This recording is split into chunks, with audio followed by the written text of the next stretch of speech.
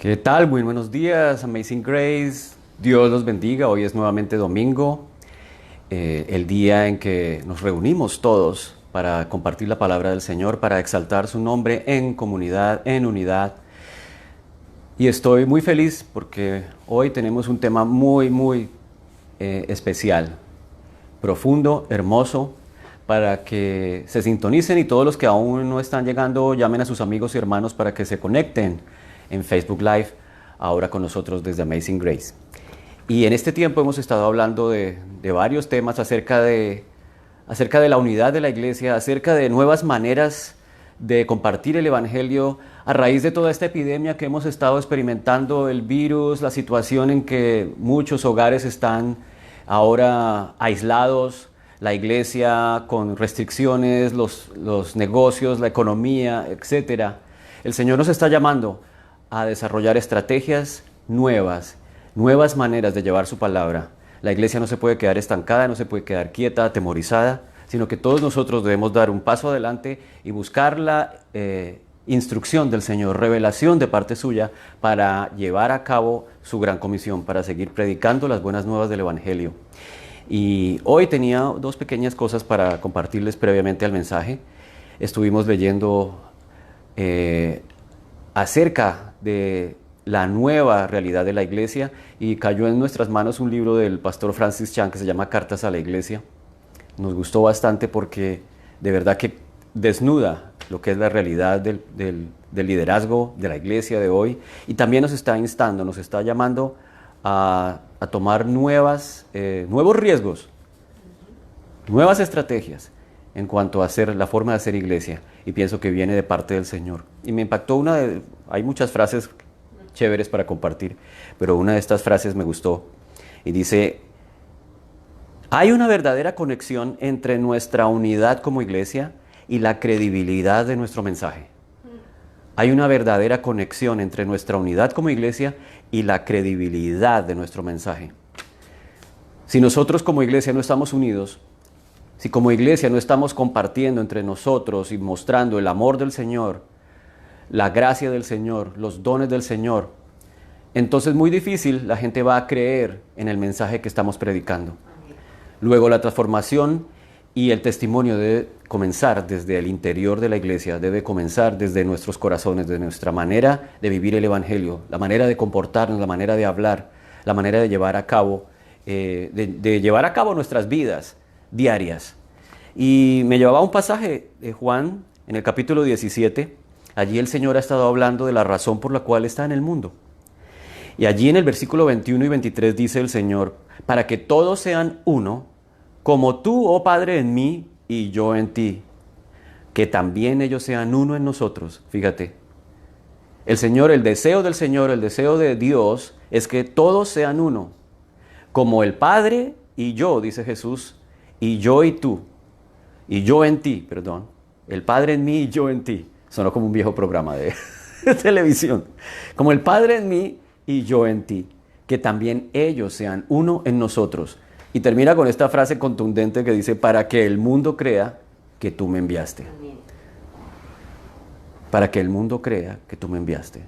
Luego el mensaje allí de fondo es que el Señor está esperando que seamos uno, que haya unidad en la iglesia. Y cuando hay unidad nos preocupamos los unos por los otros, miramos la necesidad del otro, miramos cómo sufre el otro, en qué te puedo ayudar, cómo puedo ser de bendición para ti. Y allí empieza a verse, a notarse ese amor genuino, esa unidad del cuerpo, y el mundo creerá. Entonces los dejo con esa reflexión. Hoy tenemos un recorderis especial. Jennifer Barrios está de cumpleaños, te mandamos un beso, un abrazo, las bendiciones. Te amamos. Gracias por ese corazón hermoso, gracias por tanto amor, también por tanto cariño, y no solo para Jennifer y su esposo y sus hijos, sino para todos los barrios, para todo esa tribu gigantesca que cada día que pasa va creciendo.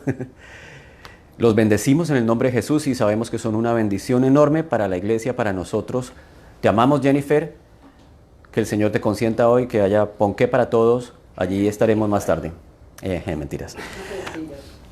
Y bueno, y vamos a orar entonces para darle cabida a nuestro hermano evangelista, pastor Daniel Díaz. Padre, gracias por esta palabra, gracias por esta introducción que nos permites hacer hoy, Señor. Gracias, Dios mío, porque tú anhelas que nosotros, Señor, estemos unidos, que en nosotros y de parte de nosotros se note el amor que viene de parte tuya. Que no tengamos temor, Señor, a dar amor, que no tengamos temor a sufrir si tenemos que dar amor y por ello aceptar las consecuencias. Gracias, Señor, porque tú deseas, y a pesar de las dificultades, a pesar de la crisis, a pesar de las circunstancias, amemos con todo el dolor que esto implica, con toda la vulnerabilidad que tú esperas que tengamos. Gracias, Señor, porque tú vas a permitir que eso seamos nosotros como ejemplo, Señor, desde Amazing Grace, pero desde toda la iglesia global. Bendecimos esta mañana, Señor. Oramos por los corazones de las personas que están viendo en este momento. Prepáralos. Ajústanos, Señor, conforme a tu palabra, conforme a tu revelación. Quita toda incredulidad, quita toda dureza de sus corazones. En el nombre de Jesús. Amén y amén. Entonces, sin más preámbulos, le doy paso a Dani Díaz. Ya parte de esta casa. Acá. Sí. Sí se queda.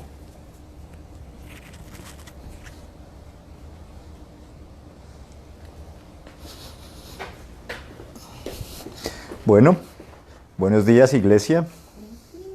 Buenos días, gente de Facebook que se conecta a escucharnos. Es un gusto, es un placer estar con ustedes una vez más. Es un gusto poder oírlos, poder hablarles, perdón. Y bueno, oírlos porque después yo leo los comentarios que también, en serio, eso sí lo hago. Después veo los comentarios que la gente pone en las charlas, en los videos. Quiero hablar un tema hoy que el Señor empezó a poner en mi corazón hace unos días de dos formas distintas. Una, al ver la vida de Pablo, que me impacta poderosamente. Y otra, bueno, no solo la vida de Pablo, la vida de otras personas, las vidas de otros creyentes, precisamente uno que nos ha influenciado mucho y del que he hablado bastante, que es George Mueller. Y otra, unas preguntas que en estos días le ha venido haciendo mi sobrina a mi hermano. Y son preguntas naturales. Y las preguntas de un niño a la larga yo pensaba siguen siendo las preguntas que nos hacemos todos después. Y son preguntas válidas. No por el hecho de... ¿Esto tiene un micrófono? ¿Esto lo puedo mover? ¿No pasa nada si lo toco? Ok. Son preguntas que todos nos hacemos y que, como decía, son válidas, pero me interesa que aprendamos a responderlas, y más cuando a mí ya siento que me empiezan a tocar de forma tan personal, porque si las preguntan mis sobrinos, para mí ya es otro nivel, cuando ellos hablan, cuando ellos dicen, ya digo yo, sí. Gracias a Dios mi hermano es una persona muy crecida en el Señor, muy madura en el Señor, su esposa Paola también, entonces siempre tienen unas muy buenas respuestas para los niños a todas esas preguntas. Pero yo pensaba que, pues quería también decir estas cosas. Yo no sé cuándo ir a ver Juana esto, porque obviamente con 5 años no se va a aguantar una charla de 1 hora, como si yo hablara 1 hora. Por ahí. pero hasta pensé y lo esquematicé de cierta forma pensando en eso también, como hacerlo en pequeños esquemitas como para que pueda hacer pequeñas porcioncitas también que ya pueda ir viendo de a pocos, no sé si... O después, yo no sé si quedará en la posteridad y cuando sea grande lo quiera ver, lo que sea. Pero fue la inspiración. Y es una cosa que nos ha venido dando vueltas y que hemos estado conversando con Liz, con mi esposa, y ha sido de bendición para nosotros y es un nuevo propósito porque yo puedo decir que las veces que yo he oído la voz de Dios ha cambiado mi vida. Amén. Ha cambiado mi vida. Y yo no quiero andar por la vida sin la voz de Dios. Amén. Yo quiero que la voz de Dios me esté guiando en cada momento, en las cosas grandes y en las cosas pequeñas. Y ese es para mí el gran propósito de la vida. Hubo un hombre que se llamó Job. Yo lo he mencionado varias veces porque a mí la historia de Job me encanta, me fascina. La historia de Job me atrae tanto, es tan rica. Es la historia de un hombre que era rico en la antigüedad. Al parecer el libro de Job más o menos se escribe al parecer durante el periodo de la deportación, pero narra una historia que parece ser muchísimo más anterior. Narra una historia que podría ser de la época de Moisés o anterior a Moisés. Hay incluso gente que dice que podría ser de la época de Abraham.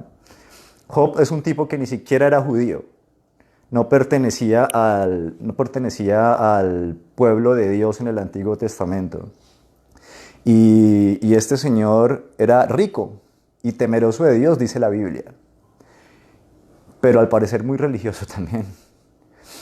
Y le pasan una cantidad de calamidades al principio, se le mueren los hijos, pierde las riquezas, se le queman las reservas de alimentos, se le muere el ganado, le pasa de todo. Le pasa de todo y este señor queda en la ruina.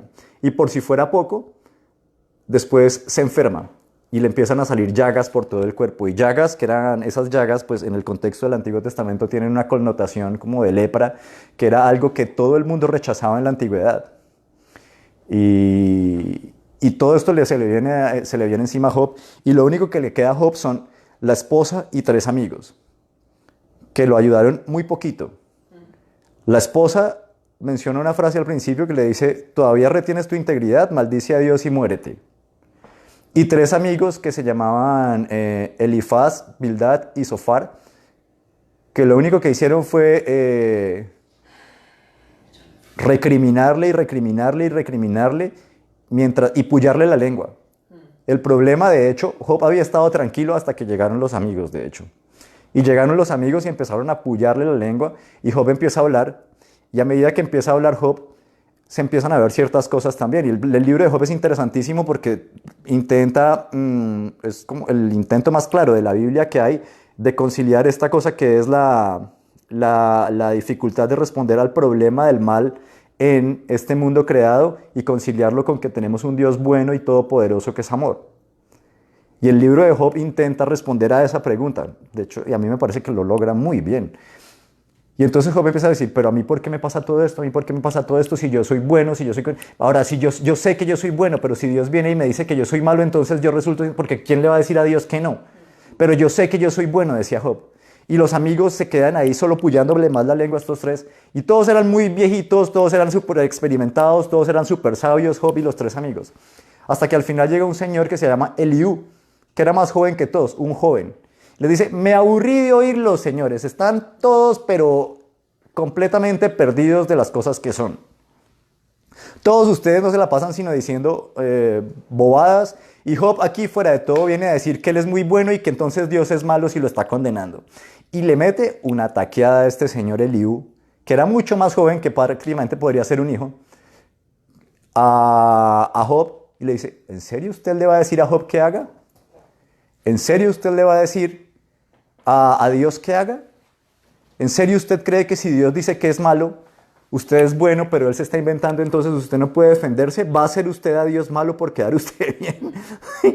Y era el joven. Y Dios le empieza a hablar a Job por intermedio de esta persona joven. No por medio de los sabios viejitos, sino por intermedio de esta persona joven. Y eso me parece de por sí ya increíble. Y entre otras porque este señor Eliú, bota sabiduría cuando está hablando, toda la que uno quiera. Y eso es impactante. Eso es impactante. Impactante por varias cosas. Job, como decía, no pertenecía al pueblo de Dios al parecer. Y sin embargo era aparentemente temeroso de Dios. Muchas personas pertenecían al pueblo de Dios, algunos de ellos oyeron la voz de Dios y algunos no. Pero este señor Job viene y dice, viene y dice, después de que Dios le empieza a hablar, al final, después de que Eliú habla, Dios utiliza las palabras de Eliú, fíjense, como preámbulo para empezar a hablarle él mismo a Job. Y Job al final viene y dice, después de que el Señor lo está regañando, ¿dónde está? Y regañando y diciéndole, a ver, pedazo de presumido casi, ¿dónde estaba usted cuando yo estaba creando el día y la noche? ¿Dónde estaba usted cuando yo puse el sustento el sustento de este planeta? ¿Usted sabe sobre qué se sostiene este planeta? Y la gente diría, uy, no, sí, nosotros hoy sabemos que es por gravedad. Nosotros hoy, las mismas preguntas que Dios le estaba haciendo a Job, pensaba, y eso siempre me ha parecido súper atractivo, las podríamos pensar hoy para nosotros y sabemos prácticamente lo mismo que Job sabía en esa época. Entonces hoy diría la gente, sí, sabemos que eso es por la gravedad. Y yo decía, sabemos cómo funciona la gravedad, pero no tenemos ni idea de nada más de la gravedad. Sabemos el efecto que la gravedad produce en la naturaleza, que si yo suelto algo aquí esto se cae, pero no tenemos ni la más remota idea, más allá de lo que hace la gravedad, de qué es la gravedad. Y eso me parece tan increíble, o sea, estamos prácticamente en las mismas que en la época de Job. Le pregunta el Señor a Job, ¿dónde está usted? ¿Usted puede ordenarle a los vientos que salgan, que paren, que se muevan? Y yo pensaba en cosas como, yo trabajo en la Universidad de Miami y pues aquí en Miami, en el sur de la Florida, estamos súper expuestos a los huracanes. Esta es una de las zonas del mundo que más está expuesta a los huracanes. Y la universidad, por eso, tiene uno de los centros de investigación más poderosos del planeta en cosas relativas al clima. Y yo recuerdo muy bien que una de las primeras conferencias cuando yo llegué a la universidad fue de un investigador que trabajaba en la universidad, yo no sé si todavía estará, en el instituto la escuela Rosenthal se llama, la escuela del clima y todo esto. Y dice él, que era de Cambridge y dirigía aquí el laboratorio, decía, nosotros hoy todavía no sabemos hasta más o menos 5 horas antes si un huracán va a pegar o no va a pegar el Miami. Y me acordaba yo que recién yo llegué aquí a trabajar precisamente, una vez venía una tormenta tropical que si no estoy mal era Emily, y venía derecho hacia Miami, y todo estaba pronosticado que venía para Miami, cuando de repente dio la vuelta y subió para el norte, y llegó a Nueva York, y el Nueva York por allá hizo estragos todavía como tormenta tropical, claro, y allá casi que ni están acostumbrados a esas cosas, al menos aquí estamos acostumbrados. Y yo pensaba, justo en el momento se desvió y todos los pronósticos decían que se desviaba. Y si ustedes recuerdan, el año pasado, ¿cuál fue el que venía? El año pasado que paró sobre Bahamas, ¿cómo era que se llamaba? Se me olvidó. Pero el punto increíble de todo esto es que estaban todos los pronósticos, que venía durísimo. Y nos tuvieron encerrados primero como 2, 3 semanas esa vez, esperando que llegara, como siempre que eso pasa aquí, que parece que se fuera a acabar el mundo, que fuera el juicio final, desocupan todas las tiendas, desocupan todos los supermercados y esto parece una película de esas del final de los tiempos, de ciencia ficción, porque así quedan los supermercados y todos nos quedamos como 3 semanas esperando y no llegó. Pero pasó una cosa increíble y es que cuando venía en Bahamas se quedó en Bahamas parado. El año pasado. Y se quedó como 3 días parado en Bahamas, 2, 3 días parado en Bahamas, y dele. Y pues los estragos en Bahamas fueron grandísimos. Y nuestros mejores avances en ciencia todavía no saben hoy para dónde va el viento. A eso es a lo que quiero ir. No saben para dónde va el viento. La misma pregunta que Dios le había hecho a Job. Hoy nuestros mejores avances tampoco saben cómo responderla. Pero de todo esto, después de que Dios le está hablando y le está hablando a Job tan contundentemente, a mí lo que siempre me ha impactado es que el corazón de Job cambió. El corazón de Job cambió. Y el corazón de Job cambia porque Dios le habla. Amén. Porque como escribí alguna vez en alguna cosa que escribí, Dios le podría a uno estar cantando los pollitos. Pero si Dios se los está cantando a uno cambia. Dios le puede estar diciendo los pollitos dicen pío, pío, pío. Pero si Dios me lo está diciendo a mí, mi corazón cambia. Porque es Dios el que me está hablando. Perdemos la dimensión de lo que estamos la real dimensión de las cosas. Perdemos la dimensión y se nos olvida que es el Dios todopoderoso el que me estaría a mí cantando los pollitos, el Dios que creó el cielo y la tierra. ¿Qué hace el Dios todopoderoso a mí cantándome los pollitos?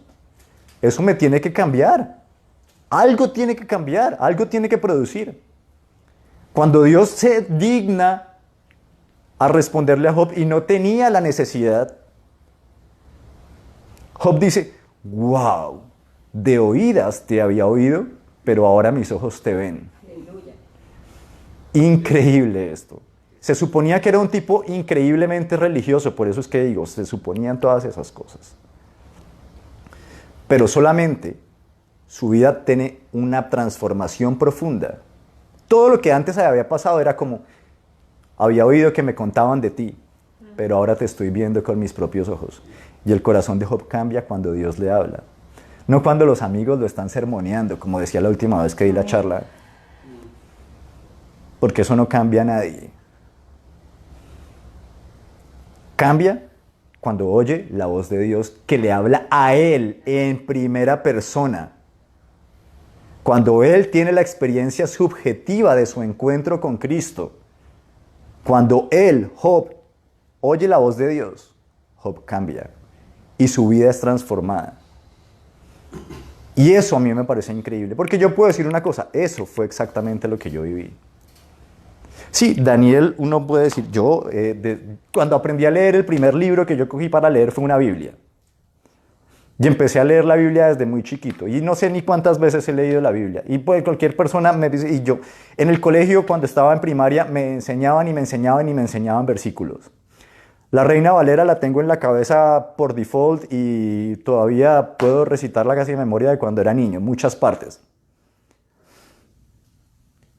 Y sin embargo, con todo eso, con todo ese conocimiento, yo puedo decir que por muchos años, hasta hace muy pocos, todo lo que me había pasado era que de oídas yo lo había oído.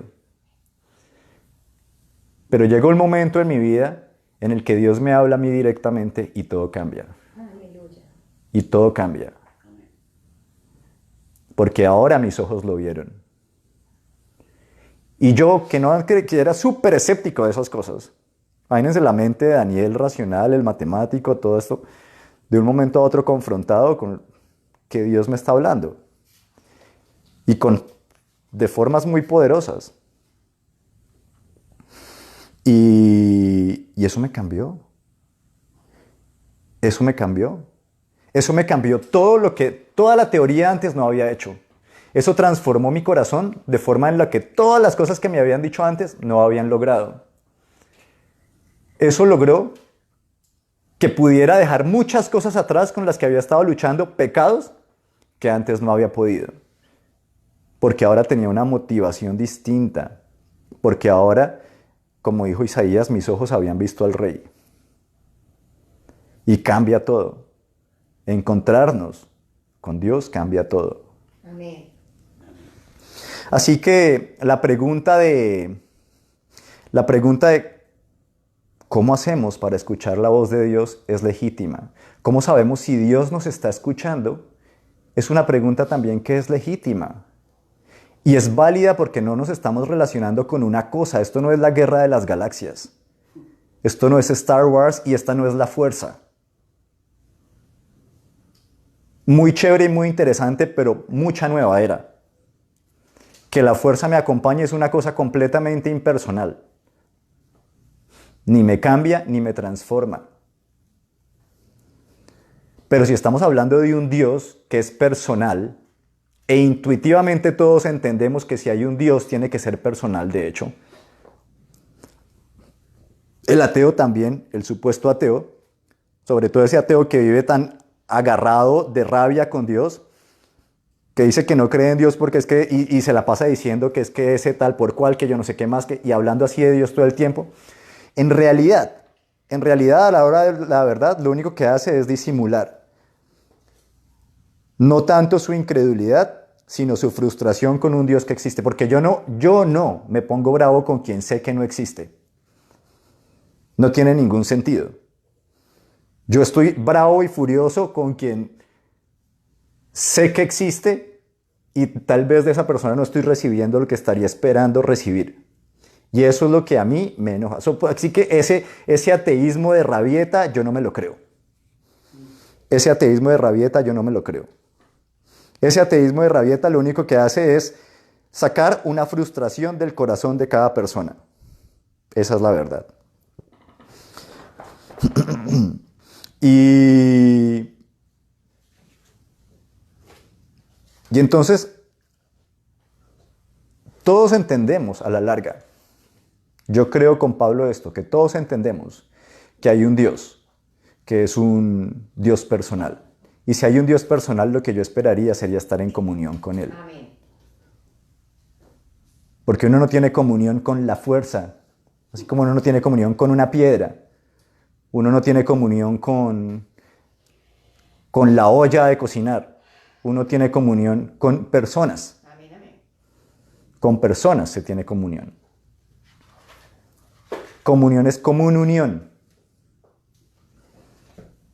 Ese es el punto. Y yo no tengo una común unión con una piedra o con una olla o con una estufa porque yo no soy ni una olla, ni una piedra, ni una estufa. Yo soy una persona. Entonces no hay forma en la que yo podría tener comunión con Dios si yo no fuera también un ser personal y Él no fuera un ser personal. Y ese anhelo de comunión que tenemos trascendente, precisamente, no es un anhelo equivocado, es un anhelo real. Y la pregunta entonces es cómo vamos a hacer para comunicarnos con ese Dios. Desprovisto de toda explicación compleja, ser salvo no significa nada distinto a tener acceso a la presencia de Dios. Nada diferente a eso. Así que cuando a uno le están hablando de salvación, de lo que estamos hablando es, yo volví a la presencia del Padre. Si ustedes recuerdan la parábola del hijo pródigo, es exactamente eso lo que ocurre. Cuando el hijo vuelve, él está en la presencia del Padre. Y tiene acceso directo a la presencia del Padre. Y si estamos hablando de acceso directo a la presencia del Padre, a la presencia de una persona, estamos hablando de que si ahora yo tengo acceso, pues puedo hablar tranquilo. Amén. Y yo esperaría que Él me respondiera. Si esto es real. Si no es real, entonces no. Esperar respuestas de parte de Dios es válido. Amén. Es válido. Rick Warren dice una cosa que a mí me gusta mucho. Dice, si usted nunca ha escuchado la voz de Dios, probablemente es porque usted no es cristiano, no es salvo. Y yo me quedé pensando y dije, este señor tiene razón. Este señor tiene razón porque es que una relación funciona a base de comunicación. No hay comunión sin comunicación. Amén. La forma de tener comunión con alguien es tener comunicación. No hay otra forma. No hay otra forma. Yo recuerdo, hay una película muy vieja ya a estas alturas, ¿no?, que se llama El secreto de sus ojos, una película argentina que o ganó premio Oscar o estuvo nominada a premio Oscar, no recuerdo. Y es una película interesantísima, es una película de suspenso muy, muy buena. Y al final hay alguien que está haciendo justicia por su propia mano contra un asesino y lo tiene encerrado y nunca nadie se había dado cuenta de que lo tenía encerrado y lo había tenido encerrado por años. Y cuando la persona que lo descubre finalmente y llega allá y se lo encuentra, este tipo que había estado preso por años, aislado, lo que le dice a la persona que la descubrió es que le diga al otro, al que lo tenía en la cárcel por su propia cuenta, le dice, dígale que tan siquiera me hable. Dígale que tan... Y a mí me impactó tanto esa frase, porque él podría estar encerrado, pero lo que no podía soportar era no tener comunión con nadie más. No tener comunicación con nadie más. Esa frase es tan impactante. Necesitamos poder tener comunicación, porque somos seres personales. Somos seres personales. Y si existe un Dios, entonces tenemos que estar en capacidad de estar en comunión con Él. No por nada que hayamos hecho nosotros, sino por lo que Él hizo a través de nosotros. Por lo que Él hizo y que ahora nosotros somos beneficiarios. Y esta es una parte interesantísima, porque lo primero que yo necesito para poder tener comunión y comunicación con Dios es fe. Amén. Es fe. Hebreos 11:6 dice que el que se acerca a Dios tiene que creer que le hay y que es galardonador de los que le buscan. O sea, sin fe es imposible agradar a Dios. ¿Por qué? Pues porque si al que se acerca a Dios tiene que creer que le hay y que es galardonador de los que le buscan. La analogía es sencilla, piensa en una relación, piensa en una relación de pareja. Piensa en el momento en el que el hombre o la mujer empiezan a cortejar al otro. Usualmente el hombre a la mujer. Digamos que yo no creo tanto en esas reglas, pero digamos el hombre a la mujer usualmente. Y la única razón por la que, como decimos en Colombia, el tipo comienza a echarle los perros a la niña es porque cree que ella le va a parar bolas. Si él desde el principio cree que ella no le va a parar bolas, pues no se desgasta buscándola. Uno tiene que creer que la otra persona le va a corresponder. Al menos que existe la posibilidad de que la otra persona le corresponda. Piensen en la palabra corresponda. Corresponda. Porque si no, ¿cómo empiezo yo a coquetear? ¿No? Uno tiene que empezar. Esa es la forma en la que empiezan las relaciones. Esa es la forma en la que empiezan. Si no hay comunión, con picadita de ojo, pero ahí hay comunicación. En la picadita de ojo hay tremenda comunicación. y después, para que la relación crezca, tiene que mantenerse la comunicación. Exige más comunicación, de hecho, mantener la relación una vez comenzó que al principio. Mucha más comunicación.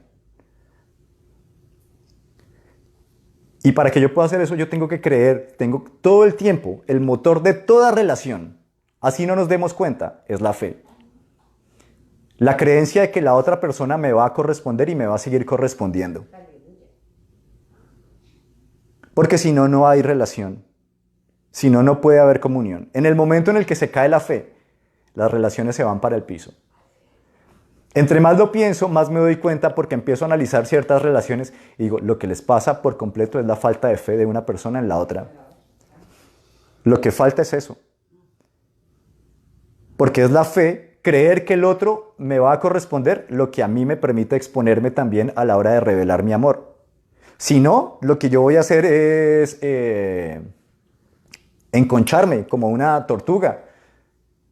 Me voy a meter en mi caparazón y voy a quedarme ahí, y como dice C.S. Lewis, el problema con enconcharse uno es que uno se va a proteger del dolor. Y uno se puede proteger tan fuerte que uno puede meter su corazón dentro de una caja, dentro de un ataúd. Sí. Y cuando uno lo abra, va a oler a lo que huelen los ataúdes cuando los abren y cuando exhuman unos huesos. A eso va a oler. Lo único que va a haber ahí es muerte. Y dice C.S. Lewis, y sí, va a tener su corazón guardado. Y ahí guardado se va a endurecer y se va a volver impenetrable. No hay forma de tener una relación si no hay fe. Hasta el amor depende de la fe. Y no estoy hablando en términos divinos, estoy hablando en términos humanos. Yo tengo que creer que Liz va a quedarse conmigo y va a seguir conmigo. Y ella tiene que creer que yo me voy a quedar con ella. O si no, la relación no avanza, o si no, es imposible ceder. Si no, lo que va a pasar es que cada uno se va a enconchar y la comunión se va a hacer imposible.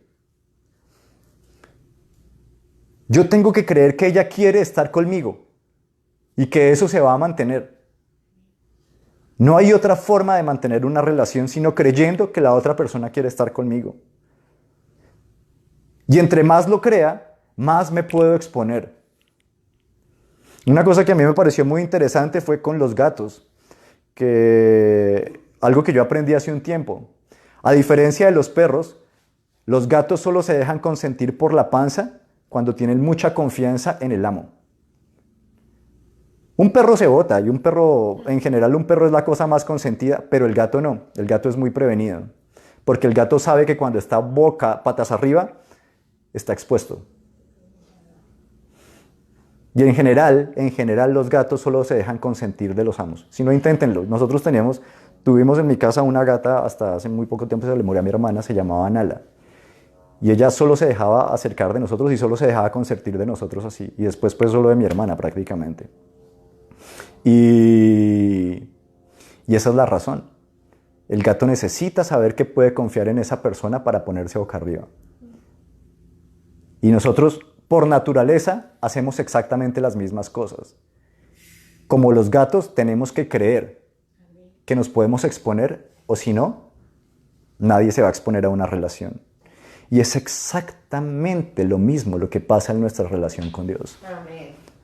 Primer requisito para poder acercarse a Dios: tener fe. Hebreos 11:6.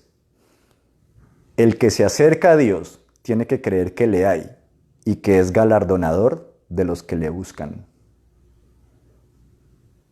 Tremendo, tremendo. Pero cuando lo pensamos no es distinto a ningún otro requisito porque, como digo, todas las relaciones funcionan con base en la fe. Y el amor se sustenta en la fe. Amén. No hay otra forma. Así que, si creemos, lo primero que necesitamos creer es que Dios nos va a responder. Por eso Jesús decía que nos tenemos que acercar como niños. El niño no está pensando, ¿será que sí o será que no? El niño lo único que hace es, se va donde el papá y al papá le pregunta y allá verá el papá qué hace. Pero el niño se va. Con la simplicidad de la fe de un niño, es el primer requisito para acercarnos a Dios, creyendo que ya por lo que hizo el Señor Jesucristo por nosotros, tenemos acceso al Padre. Si no, no nos vamos a acercar a Dios. Yo ya en otras ocasiones he puesto el ejemplo. La misma cosa con la fe pasa que con un billete de lotería. Yo puedo tener el billete de lotería ganador, pero si yo no creo que yo me lo gané, no voy a perder tiempo para ir a cobrar el premio. Y el premio puede ser real. Pero si yo no tengo la fe de que yo me gané el premio, yo no lo voy a cobrar. Si yo veo un programa de televisión y salen los mismos números en los que decían que yo me gané el premio, y yo digo, no, es que estoy alucinando, hoy no desayuné. No lo voy a cobrar, no lo voy a cobrar. Puede que el premio sea real, pero yo me voy a quedar sin el premio. Porque la fe es lo que más nos mueve a nosotros como seres humanos. Y el miedo no es sino un antirreflejo de la fe. El miedo nos muestra también en qué estamos creyendo. El miedo es una forma equivocada de fe, por ponerlo así.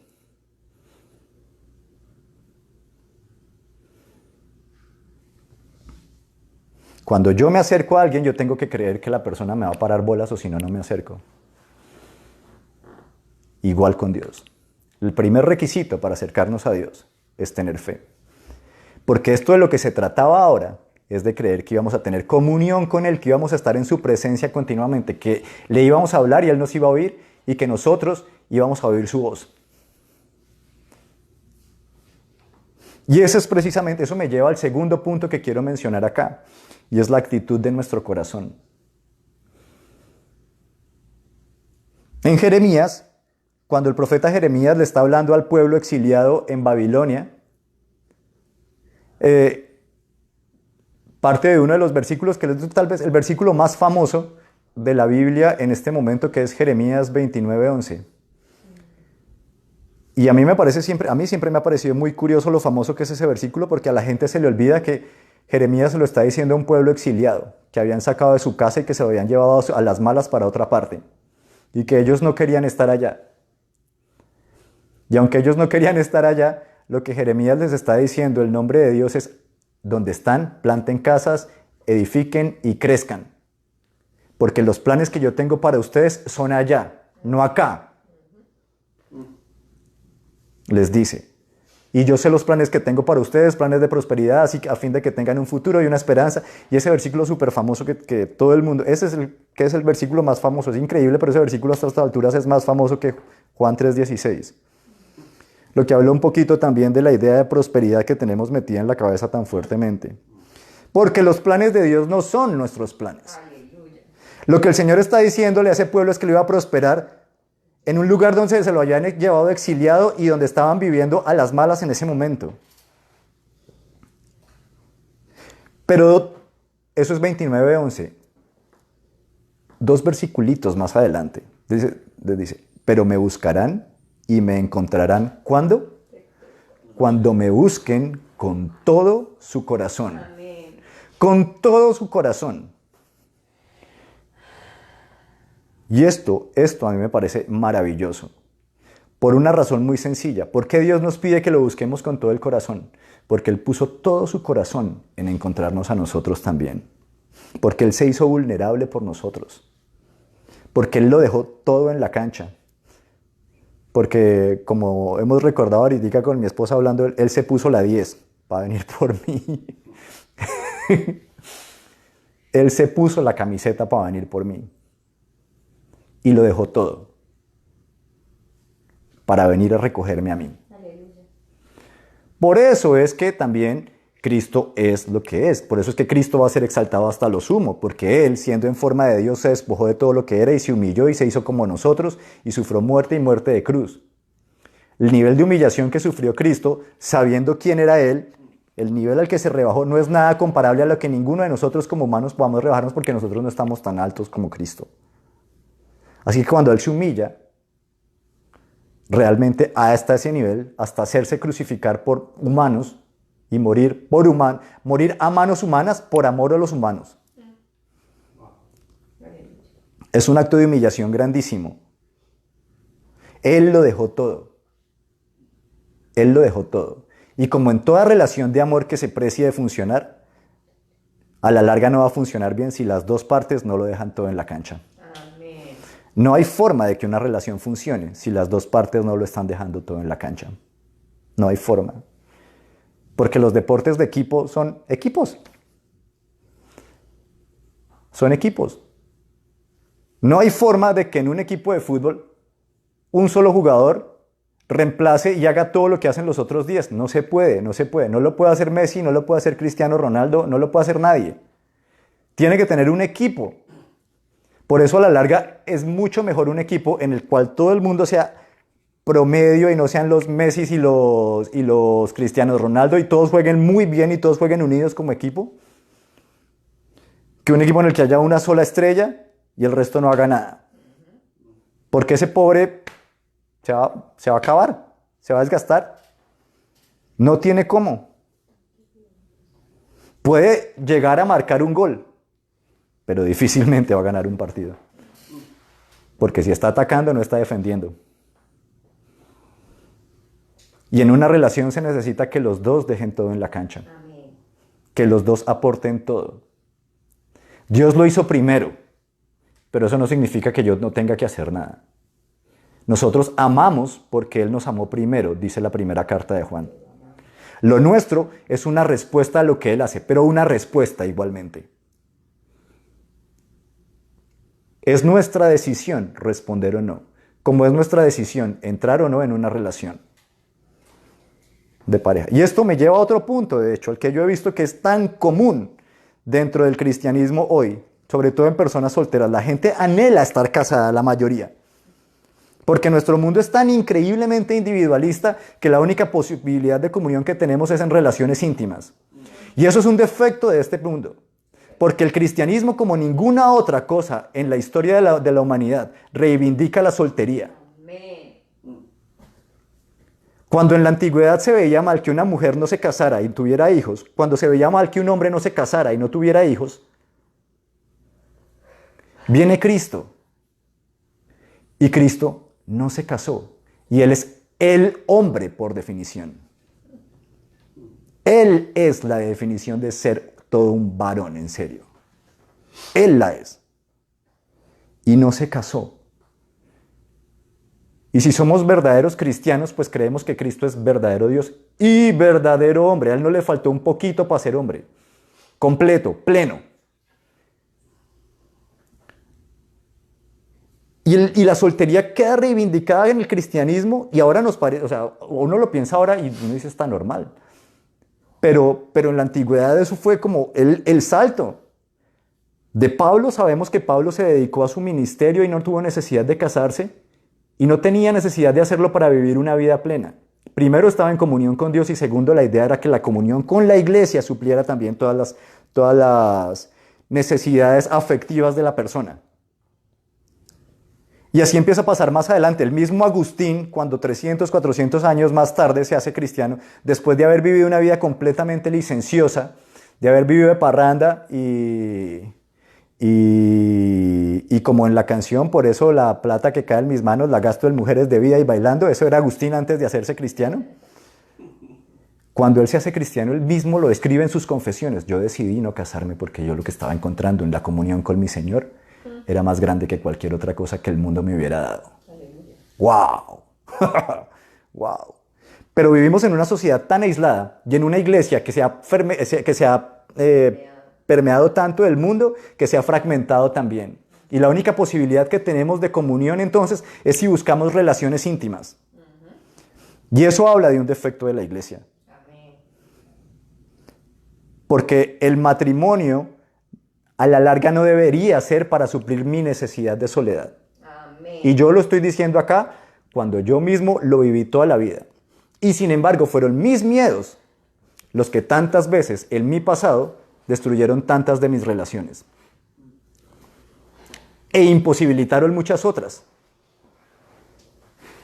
Y fue cuando finalmente entendí, y yo he hablado de esto antes, cuando entendí que yo era amado por Dios y me sentí libre, cuando ya no llegué poniendo en las manos de una mujer todo lo que yo esperaba hacer como hombre, sino que ya lo había depositado en las manos de Dios, porque Dios puede cargar eso, que finalmente puse en las manos de mi esposa algo que ella podía cargar. Pero además ella me vio, y esto ya he hablado antes, y me vio con todos mis defectos también y me dijo, yo quiero estar.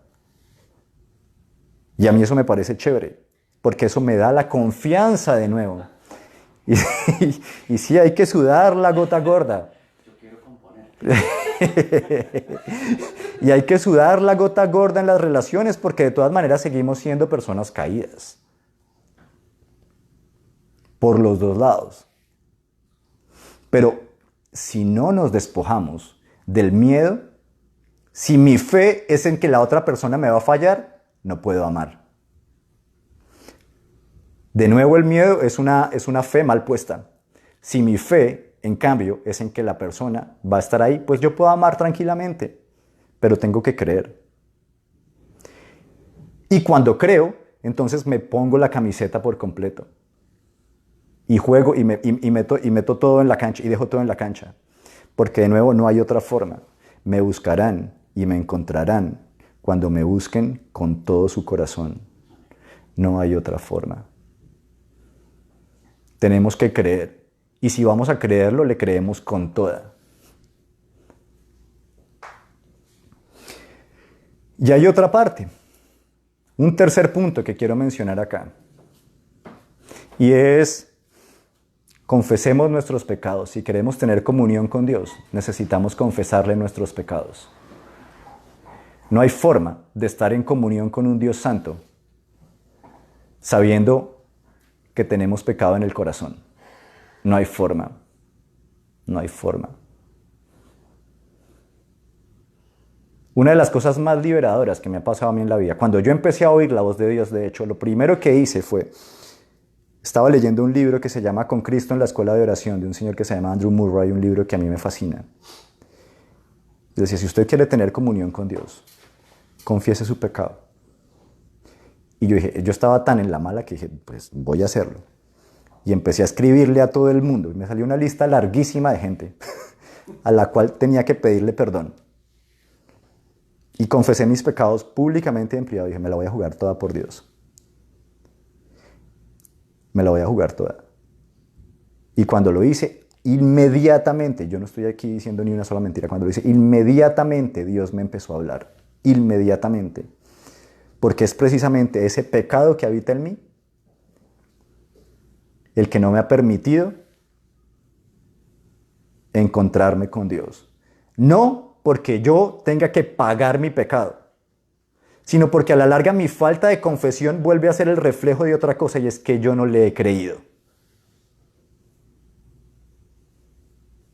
Ya no hay castigo sobre mí. Ya no hay castigo. Por lo tanto, puedo acercarme confiadamente al trono de la gracia y hallar el socorro oportuno. Eso significa que cuando yo meto la pata, yo puedo ir delante de Dios y decirle, Señor, la embarré, pero tu sacrificio en la cruz cubre también esta falta. Amén. Eso a mí me parece súper impactante porque de nuevo es un reflejo de la fe. es un reflejo de lo que creo. Y mi fe, curiosamente, se ve muy bien reflejada muchas veces cuando me equivoco, en la actitud que asumo cuando me equivoco, mejor dicho. No porque me equivoque porque tenga fe, no me malinterpreten, sino porque cuando me equivoco, descanso en que puedo ir a la presencia de Dios tranquilo y confesarle mi pecado y entender que el sacrificio de Cristo en la cruz también estaba cubriendo ese pecado. No hay. Dice el Salmo, siempre se me olvida cuál Salmo es, aquí lo tengo escrito.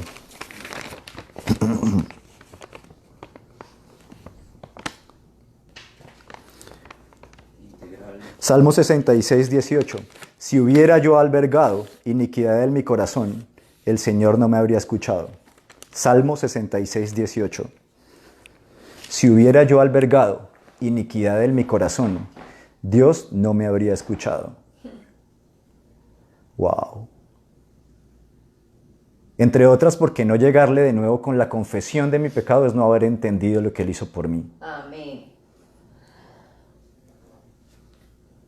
A la larga, confesarle mi pecado le da la gloria a Él, desde la actitud correcta. No, como dice Pablo en Gálatas, porque Cristo esté al servicio del pecado, sino porque es más grande que mi pecado. Y porque a pesar de ese pecado, Él ha decidido darme vida. Amén. Y entonces lo que yo hago es como Pablo, ya no vivo yo, mas Cristo vive en mí. Y lo que ahora vivo en la carne, lo vivo en la fe del Hijo de Dios que murió y se entregó a sí mismo por mí. Eso es exactamente justo lo que dice Pablo después de decir que no es que Cristo esté al servicio del pecado. No es eso lo que estoy diciendo, sino que Cristo, su amor, el amor de Dios por mí, es más grande que mi propio pecado. Y eso es maravilloso. Las tres cosas, entonces, repito, que necesitamos para oír la voz de Dios. Fe en que Dios hay y que es galardonador de los que le buscan. Segundo, buscarlo con todo el corazón. Y tercero, no albergar iniquidad en el corazón. No darle cabida al pecado. Es decir, no dejar que el pecado me gane la partida. No porque yo sea perfecto, porque ninguno excepto Cristo es perfecto. Aleluya. Sino porque sé que puedo llegar confiadamente, como dice Hebreos 4, al trono de la gracia. Amén. Entendiendo que el sacrificio de Cristo me restaura la comunión con Él. Amén. Esa es la maravilla que tenemos. Y si esa es la actitud, vamos a oír la voz de Dios. Amén. Pregunta. Todo esto es muy bonito y en términos prácticos, ¿qué hacemos? Sigue siendo legítima la pregunta. ¿Cómo hacemos para oír la voz de Dios si a la larga Dios no es una persona que estamos viendo físicamente? Las cosas que hace Dios las percibimos. Pero ¿cómo hacemos para estar en comunión con una persona que no estamos viendo, ni oyendo, ni nada de eso, con nuestros ojos? Y esto es muy interesante. Esto es muy interesante porque eso de hecho me lleva a mí a pensar algo de lo que hace mucho tiempo estoy convencido y ni siquiera por motivos religiosos. Porque lo que hace a una persona no es la parte material. No es la parte material. Si a mí me quitan un brazo, yo no soy menos Daniel. Y si a mí me quitan los dos brazos y las dos piernas, no soy menos Daniel. Para mí el súper ejemplo de esto, que es un tipo que es de mis mayores inspiraciones, es Nick Vujicic, el pastor y conferencista cristiano. Y su increíble vida de fe y todo lo que ese señor ha hecho que lo pase a uno a pasar vergüenzas, que uno teniendo todo lo que Dios le dio y uno no ha hecho nada comparado con ese señor. Y su vida increíble de fe. Y él no es menos persona. Yo me atrevería a decir que él es más persona que la mayoría de personas que conozco. Su vida es mucho más plena. O sea, uno lo ve todo lo que él hace y uno dice, pero qué vida tan increíble la de este tipo. Vive la vida plena. Vive la vida plena. La esposa es divina hasta para los estándares humanos. Tiene unos hijos divinos. Tiene un ministerio por todas partes. Uno lo ve esquiando, uno lo ve tocando piano, uno lo ve pintando, uno lo ve y no tiene manos y no tiene pies. Yo tengo manos y a duras penas sé escribir. y eso a mí me parece increíble. ¿Por qué? Porque entonces no es, a la larga, lo físico que hay en nosotros lo que nos hace como personas. Amén.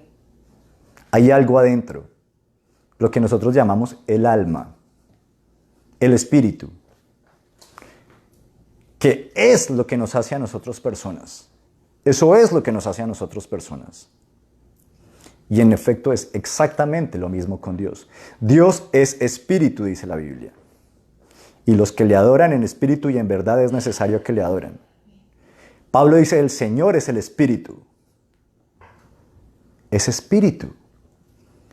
Y por la razón por la que nos podemos comunicar con las otras personas no es porque sean materiales. Porque la comunicación, de hecho, y la semántica, la idea detrás de las palabras no es una cosa física. Los conceptos, hagan de cuenta, para ponerlo en términos computacionales, el software no es lo mismo que el hardware. El contenido del mensaje no es el mensaje. Cuando yo digo casa, usted no está pensando en el sonido audible, usted está pensando en el concepto abstracto que todos tenemos de la casita, yo qué sé. Y ese concepto abstracto de por sí me dice que hay algo más. Porque eso es lo que permite la comunicación, no las palabras como tal. La palabra así solita no. Y es exactamente de nuevo lo que pasa con Dios. La segunda persona de la Trinidad. En español la llamamos el verbo. La palabra, el logos. Pero hay una característica en él, y es que cuando él dice, las cosas pasan. Él no habla por hablar. Él habla y lo que habla ocurre. Él habló y el mundo fue creado, dicen los salmos. Cuando él dice sí, es sí. Y cuando él dice no, es no. En él, la palabra no está separada de la acción. La palabra y la acción son la misma cosa. Y esa es prácticamente, de hecho, la inspiración para traducir en nuestras Biblias en español el logos griego como verbo. Que cuando él habla, hace. Esa es la inspiración para traducir esa palabra como verbo. En inglés no la traducen verbo, la traducen palabra. Pero si esa es la palabra, él habla. Y hay un contenido de fondo en lo que él está diciendo. Y las cosas no pueden ser diferentes a lo que él dice. Y de hecho es tan fuerte que Pablo nos llama a tener precisamente esa misma actitud cuando nosotros hablemos. ¿Recuerdan? Cuando usted hable, que su sí sea sí y que su no sea no. Esto es muy curioso porque esto me lleva también, un paréntesis aquí, a un punto que la gente suele decir, oísteis que les fue dicho, ¿cómo es? No juréis. Y entonces ahora la gente dice, no, no juro, te lo prometo. Están diciendo la misma vaina cambiando las palabras. ¿Por qué? Porque el punto es, no es la palabreja como tal, sino la concepción de fondo. Si lo que yo tengo que hacer es respaldar mi idea con algo más fuerte, es porque a la larga yo pienso que mi palabra es débil. Pero si mi sí es sí, si yo me he comportado de tal manera que la gente entienda que mi sí es sí y mi no es no, yo no necesito estar diciendo te lo juro o te lo prometo ahora porque soy súper religioso y no voy a decir te lo juro. Porque mi sí es sí y mi no es no. El punto no es la palabra, el punto es lo que hay de fondo. Hacer como Cristo, que cuando digamos sí sea sí y que cuando digamos no y no. Y por eso dice Pablo que todas las promesas en Cristo son sí y son amén. Porque si él dijo, punto, se acabó la discusión, no hay nada más que hacer. Pero él es la palabra y él se quiere comunicar con nosotros. Y quiero decir aquí una cosa, Dios nos habla a través de la Biblia. Yo no voy a decir que Dios no nos habla a través de la Biblia. Obvio que Dios nos habla a través de la Biblia. Pero la principal función de la Biblia es llevarnos a Cristo. Amén. Ese es el principal objetivo de la palabra de Dios, de lo que nosotros llamamos Biblia, de este librito, es llevarnos a Cristo. Si usted cree que me lo estoy inventando, tengo aquí unos pasajes que quiero que miremos. Juan 5:39. Empecemos por Juan. Son varios. Pero el objetivo de la Biblia, sobre todas las cosas, es llevarnos a Cristo y ya voy a decir por qué esto es importante.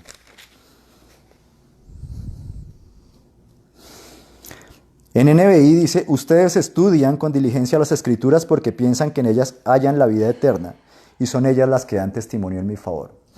Pero si ven, después de estudian,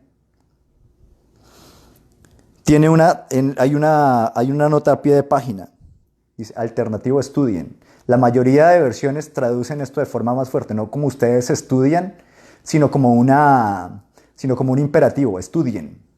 Ustedes estudien con diligencia las Escrituras, porque en ellas hallarán la vida eterna.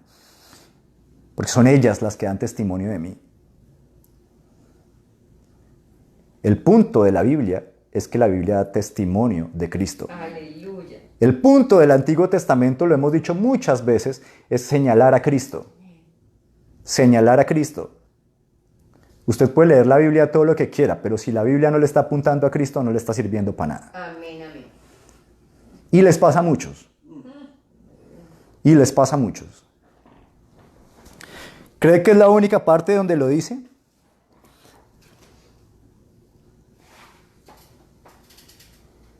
Vamos a Gálatas 3, 19, 25. Gálatas es uno de mis libros favoritos. 3, 19, 25, 19 al 25. Entonces, ¿cuál era el propósito de la ley? Pregunta Pablo, en una de sus preguntas retóricas que hace en la carta. Fue añadida por causa de las transgresiones hasta que viniera la descendencia a la cual se le hizo la promesa, es decir, Cristo. De nuevo, la ley era como él va a decir, una guía para llevarnos allá. Y este es el punto, continúo leyéndolo. La ley se promulgó por medio de ángeles por conducto de un mediador. Ahora bien, no hace falta mediador si hay una sola parte, y sin embargo Dios es uno solo. Si esto es así, ¿estará la ley en contra de las promesas de Dios? De ninguna manera. Si se hubiera promulgado una ley capaz de dar vida, entonces sí que la justicia se basaría en la ley. Pero la Escritura declara que todo el mundo es prisionero del pecado para que mediante la fe en Jesucristo lo prometido se les conceda a los que creen. Antes de venir esta fe, la ley nos tenía presos encerrados hasta que la fe se revelara. Así que la ley vino a ser nuestro guía encargado de conducirnos a Cristo para que fuéramos justificados por la fe.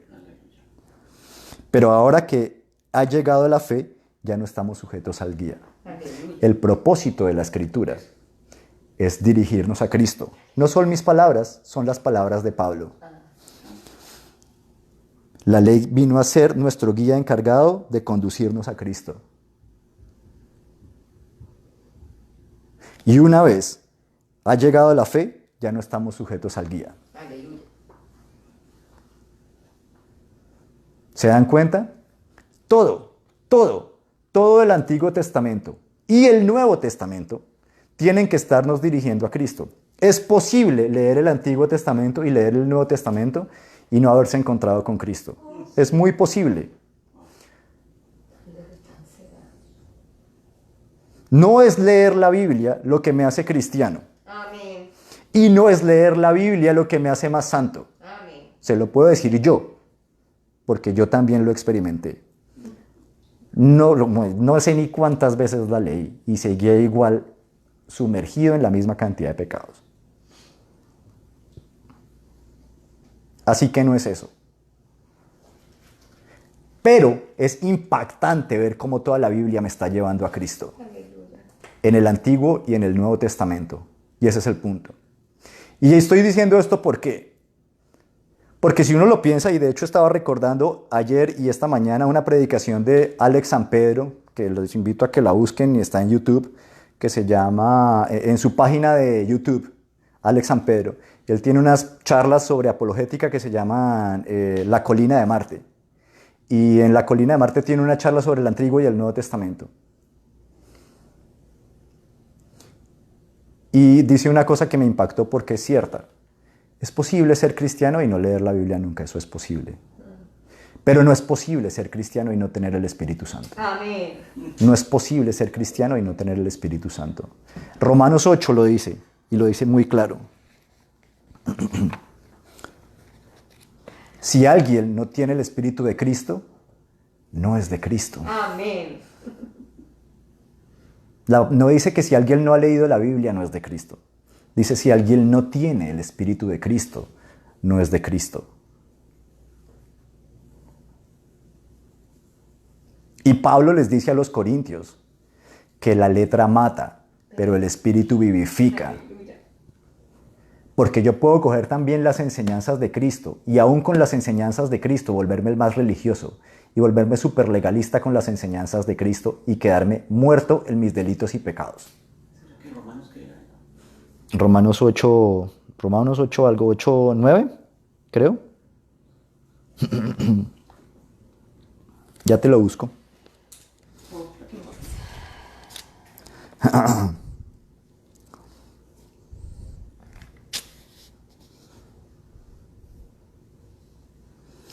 Ocho o 9, sí. Si alguno no tiene el Espíritu de Cristo, no es de Cristo.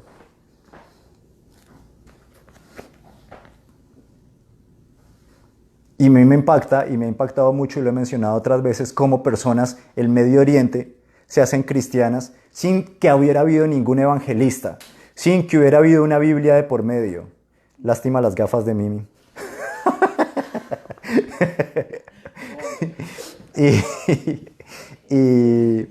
y simplemente tuvieron un sueño, por ejemplo, o una visión, y se les apareció Jesús. Aleluya. Y les dijo, yo soy el verdadero Dios. Este es el verdadero mensaje. Amén. Y las personas se terminan convirtiendo al Señor no por la Biblia, no por un pastor, no por un misionero, sino por la convicción del Espíritu Santo en sus vidas, porque se les reveló el mismísimo Dios. Aleluya. Así que yo no estoy, y ojo con esto, yo no estoy menospreciando la Biblia. Amén. Cualquiera que me conozca sabe cuánto amo yo este libro. Pero tiene que estar para lo que es, que es para llevarme a Cristo. Y una vez yo tengo el Espíritu de Cristo, ya no estoy sujeto al guía. Estoy sujeto a Cristo. Y quiero enfatizar eso con Gálatas precisamente. Fíjense lo que Pablo está diciéndoles a los Gálatas. Lo que Pablo les dice a los Gálatas es lo siguiente. Después de estarles diciendo eso, primero, dice, por la fe recibimos la justificación. Amén. Pero no solo la justificación. Por la fe recibimos el Espíritu Santo. Amén. Por la fe somos santificados. Vean esto, vamos a Gálatas 3:1. Gálatas torpes, les dice Pablo a los Gálatas con toda la rabia. Porque empezaron a vivir por la ley en vez de estar viviendo por la gracia y por la fe que habían recibido. ¿Quién los ha hechizado a ustedes ante quienes Jesucristo crucificado ha sido presentado tan claramente? Solo quiero que me respondan esto. ¿Recibieron el Espíritu por las obras que demanda la ley o por la fe con que aceptaron el mensaje? La pregunta es retórica y la respuesta es obvia. Por la fe, no por las obras que demanda la ley. Y luego les sigue diciendo, tan torpes son, después de haber comenzado con el Espíritu, pretenden ahora perfeccionarse con esfuerzos humanos. Esa perfección es lo que nosotros llamamos santificación. Y les está diciendo, ustedes están siendo perfeccionados por el Espíritu Santo, no por sus esfuerzos humanos. ¿Y a qué voy con esto? Que después de decir que hemos recibido precisamente este Espíritu por la fe, es cuando les dice que ya no estamos sujetos al guía, que el guía tenía la función de llevarnos a Cristo. Y que viene y dice más adelante el mismo Pablo, aquí en Gálatas 5.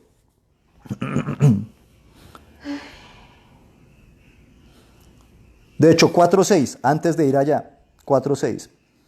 Ustedes ya son hijos. Dios ha enviado a nuestros corazones el Espíritu de su Hijo, el Espíritu de Cristo.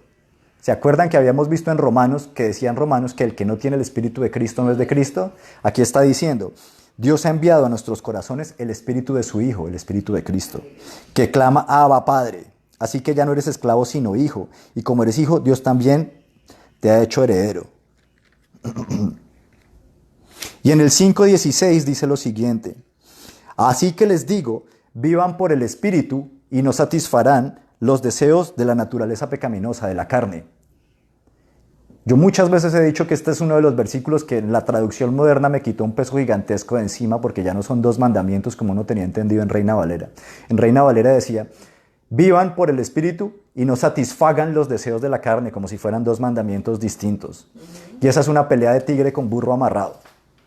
Porque lo que le enseñan a uno siempre es que de los 3 enemigos del cristiano, al que hay que huirle es a la carne. A Satanás uno se le enfrenta, dice la Biblia. Someteos pues a Dios, resistid al diablo y huirá de vosotros. A Satanás uno se le para de frente y Satanás corre. A la carne A la carne uno le aplica la super espiritual actitud de corra.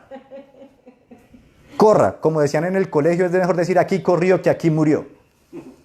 Porque ¿para qué va a dar papaya? Con la carne la mejor de todas las armas es no de papaya. Amén. Así que cuando yo leía esto y yo me intentaba y esforzaba por luchar contra la carne y me estrellaba siempre porque podía hacerlo 2, 3 veces y a la cuarta, ¡pum!, me iba otra vez perdía. Porque dice, vivan por el Espíritu, decía la traducción antigua, y no satisfagan los deseos de la carne. Pero eso no es lo que dice en el original. El original dice, es vivan por el Espíritu y no satisfarán los deseos de la carne. Es decir, que cuando yo estoy viviendo en el Espíritu, se me vuelve la conclusión, la implicación, el resultado natural de vivir en el Espíritu, no satisfacer los deseos de la carne. Es natural cuando yo estoy en el Espíritu no satisfacer los deseos de la carne. Si ustedes se acuerdan del colegio, es como cuando uno tiene un diagrama de Venn, 2 conjunticos disyuntos que no se tocan. Si estoy aquí, pues no estoy acá. Amén. Porque este no se intersecta con este. Ese es el punto. Y ahora yo vivo por el Espíritu. ¿Y por qué estoy diciendo esto? Porque Pablo dice también, ahí más adelante en el versículo 18, si los guía el Espíritu, no están bajo la ley. Aleluya. Gálatas 5, 16, 18 y 25.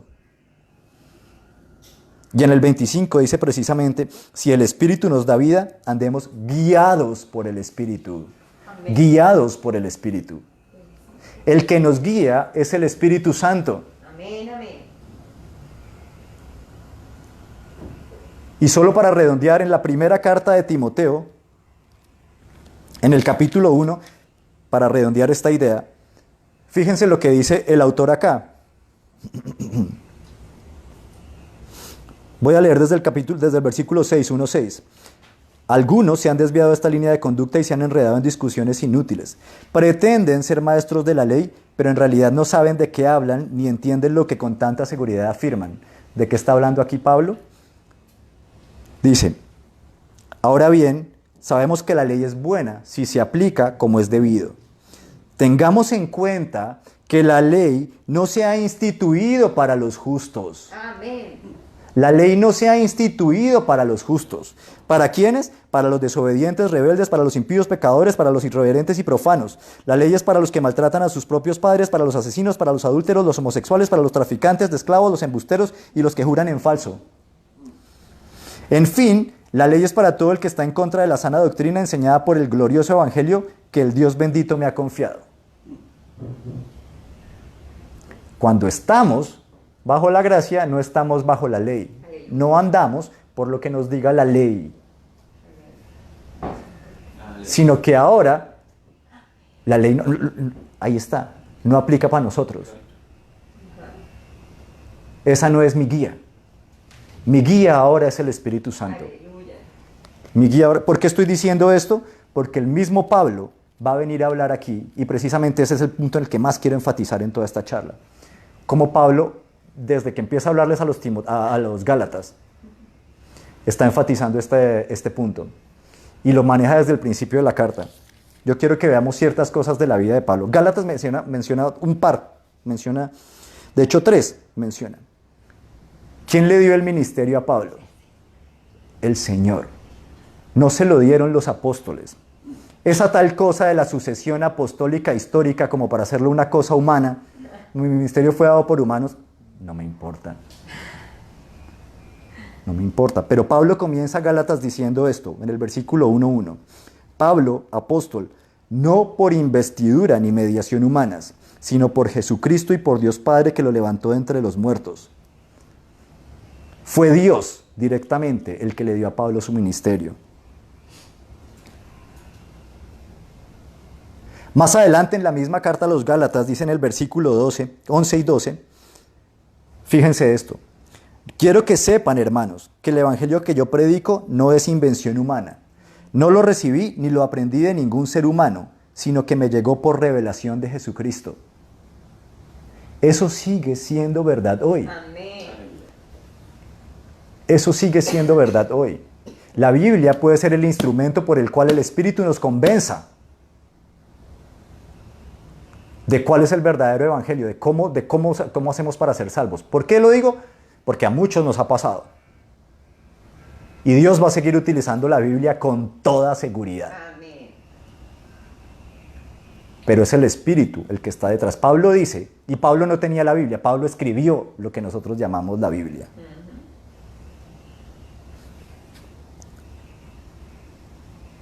El evangelio que yo predico no es invención humana, no lo recibí ni lo aprendí de ningún ser humano, sino que me llegó por revelación de Jesucristo.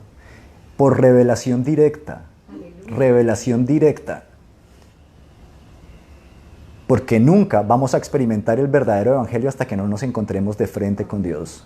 Aleluya. Lo otro son palabras. Y de nuevo, la letra mata, pero el espíritu vivifica. Les dijo Pablo a los Corintios. 2. Entonces, el evangelio que Pablo recibió para compartir fue dado por revelación. Tenaz, porque eso es lo que nosotros creemos. Básicamente lo que nosotros creemos fue lo que Pablo nos enseñó a creer.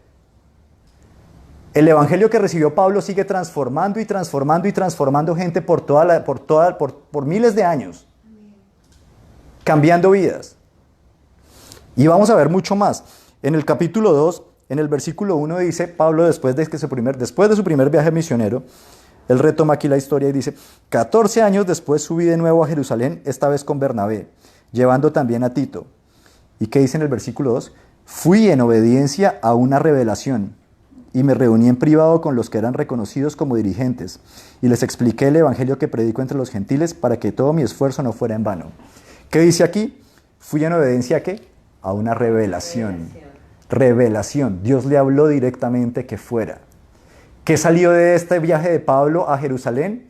Ni más ni menos que lo que nosotros conocemos como el primer concilio de la iglesia, cuando se determinó que el cristianismo no era una secta del judaísmo, sino su propia cosa.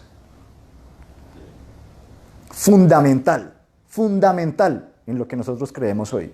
Fueron las únicas veces, Pablo aquí está mencionando 3 a los Gálatas, viendo cómo lo que lo guiaba a él era el Espíritu Santo en todo. Fíjense que Pablo está ilustrando aquí en 3 puntos cómo es que él estaba hablando de eso. Cómo de lo que él está hablando es cierto que el Espíritu lo guía. Yo quiero que miremos otras, porque es que las anoté aquí. ¿No fue la conversión de Pablo por revelación? Pablo iba en el camino a Damasco desde Jerusalén. Eso está narrado en Hechos 9. Y en el camino a Damasco en Jerusalén, primero lo narra Lucas en Hechos 9 y segundo lo narra después Pablo en sus propias palabras al final cuando está en el proceso ante las autoridades romanas. Ante Agripa, ante Félix, ante Festo. Y él mismo menciona cómo en el mediodía, y este es el énfasis que hace de nuevo, de pronto una luz más radiante que el sol. Piensen en lo que es estar por allá en ese desierto y está al mediodía. Dice, es que lo que yo vi no era el sol. Esa luz que a mí me cayó era algo más radiante que la luz del sol al mediodía.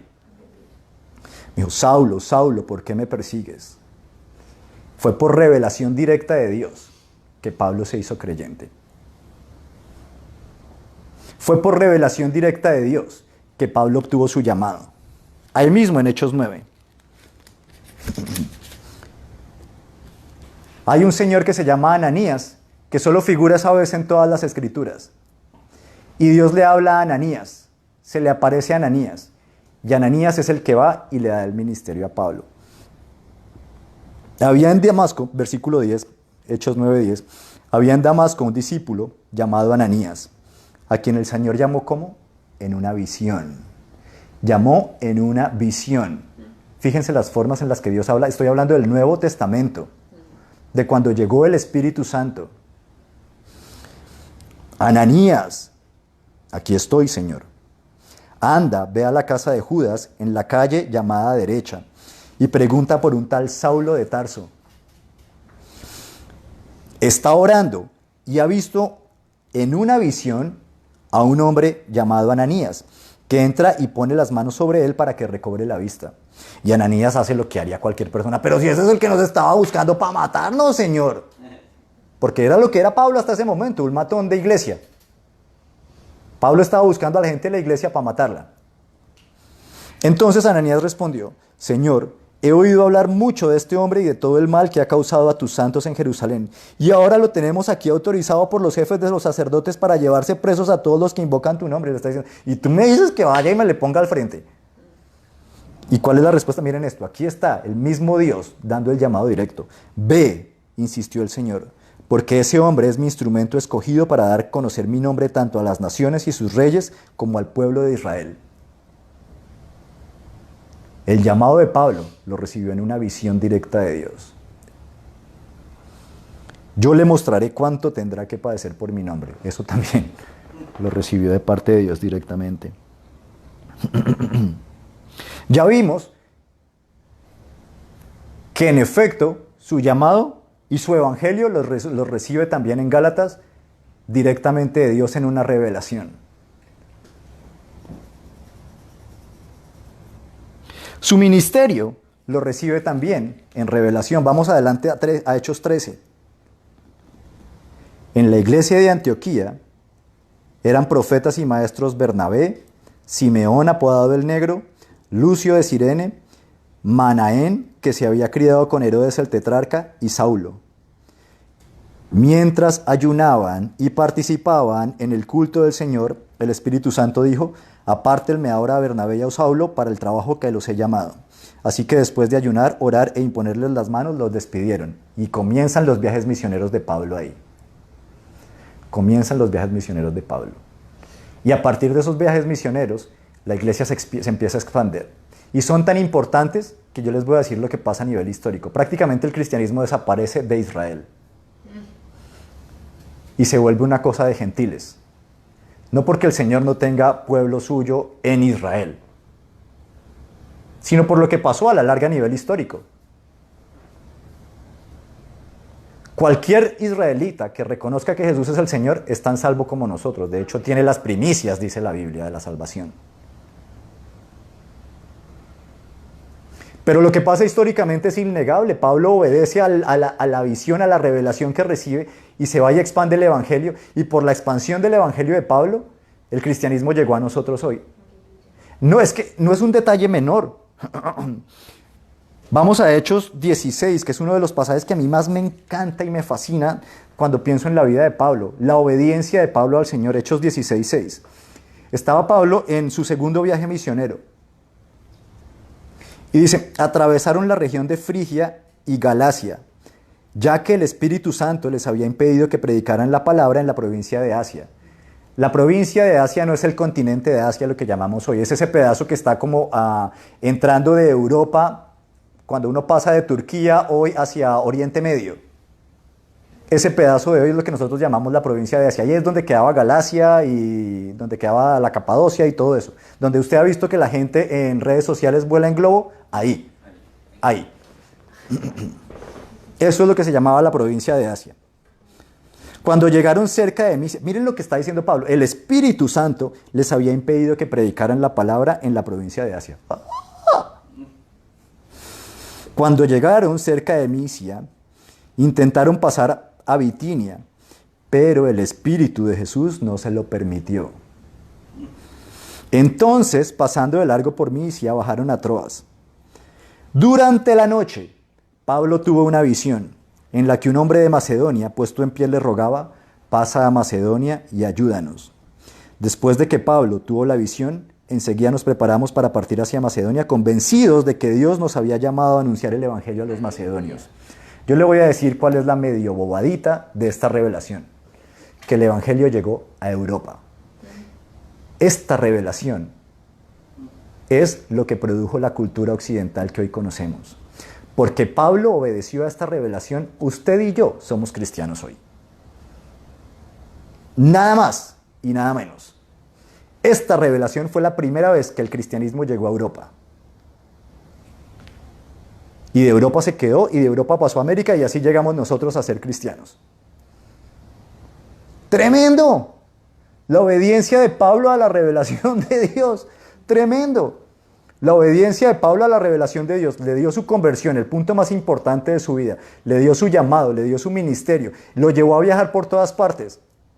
Cuando Pablo después, más adelante, se devuelve a Jerusalén a que lo encarcelen, se devuelve por revelación de Dios.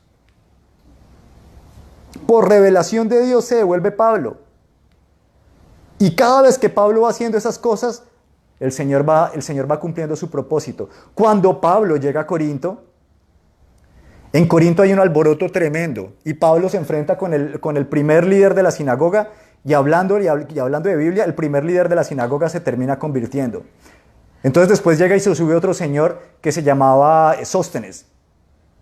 Y Sóstenes se agarra con Pablo y dice que no, que no, que no y que no. Y había en esa ciudad un procónsul que era como el fiscal de la ciudad, que era un tipo importantísimo en el Imperio Romano, Galión. Era tan importante que era hermano del mismísimo Séneca. Galión, este que se menciona en las Escrituras. Y cuando Pablo está allí, en medio de tanta oposición, el Señor se le aparece y tiene una revelación. Y le dice, que lo tengo aquí, en 18, 9, 10, yo quiero mirarlo ahí exactamente como lo dice. Hechos 18, 9, 10. Esto es cuando Pablo está en Corinto. Una noche el Señor le dijo a Pablo en una visión: no tengas miedo, sigue hablando y no te calles, pues estoy contigo, y aunque te ataquen, no voy a dejar que nadie te haga daño, porque tengo mucha gente en esta ciudad. ¿Y saben qué pasa? En el enfrentamiento con Galión y con Sóstenes, la gente termina apedreando a Sóstenes. Y no tenemos ni la menor idea qué pasó después, pero podemos suponerlo por una razón facilita. Vayamos rápido a 1 Corintios 1:1. La carta que les escribe Pablo a los mismos corintios después, más adelante. Pablo, llamado por la voluntad de Dios a ser apóstol de Cristo Jesús, y nuestro hermano Sóstenes, el que era el director de la sinagoga, que se había opuesto a Pablo, al que habían apedreado y que a duras penas terminó vivo. Cuando Dios le da la revelación a Pablo de que se quede ahí, Pablo coge confianza, se queda ahí en la ciudad. Como dice Michael Ramsden, el nuevo director para el ministerio de Ravi Zacharias, dice: no es tan difícil suponer, aunque no esté escrito, que seguramente el que se quedó ahí para recogerlo después de que lo apedrearon fue Pablo, mostrándole el verdadero amor de Cristo. Porque el evangelio, de nuevo, no consiste en palabras, consiste en poder. Y el poder de su amor se revela en medio de esas circunstancias, que cuando él me estaba atacando, ahora yo puedo ir y servirle, yo voy y le sirvo. Eso es lo que hace la diferencia en el cristianismo. Lo apedrearon a este señor Sóstenes. Y más adelante, por un milagro del Señor, este tipo termina escribiendo la carta a la iglesia de Corinto precisamente con Pablo. Dice: ¡guau! ¡Guau! Tremendo, tremendo. Y esa es la vida de Pablo. Así que yo me pregunto, cuando las personas están diciendo hoy que Dios no nos guía y que Dios no nos habla, ¿no nos habla? No nos habla, porque la vida de Pablo está diciendo todo lo contrario. Y él les está mostrando a los Gálatas cómo no. Yo era de los que antes creía que no. Y yo mismo empecé a examinar eso se llama, si se quieren poner teológicos, hay una corriente teológica que llama eso cesacionismo, que es que los dones y el poder de Dios cesaron.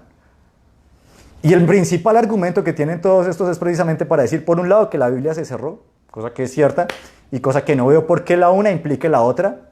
Eso se llama una falacia non sequitur, que no se sigue de lo uno lo otro. Y lo otro, en 1 Corintios 13, que yo quiero que lo miremos solamente para corregir el error. 1 Corintios 13. Cuando está hablando sobre el amor, Pablo, es un capítulo muy cortico, pero dice: si hablo en lenguas humanas y angelicales, pero no tengo amor, no soy más que un metal que resuena o un platillo que hace ruido.